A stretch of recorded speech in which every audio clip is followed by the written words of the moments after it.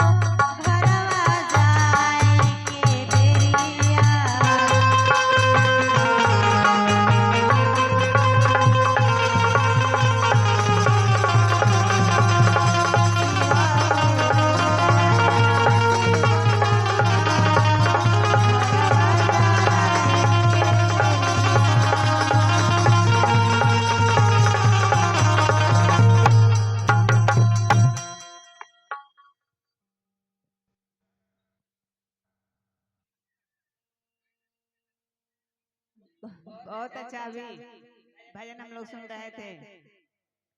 आइए एक भजन हम लोग और सुनते हैं। जो चंद्री साईं है प्रतिभा, मुझसे आग्रह करती हूँ किस मंच पर है आप अपने गुरु शिव का भजन गाने का प्रयास करें। तो चर्चा कर लो, चर्चा करो, महादेव तुमको ज्ञान दे कि कम से कम चर्चा में आ जाओ।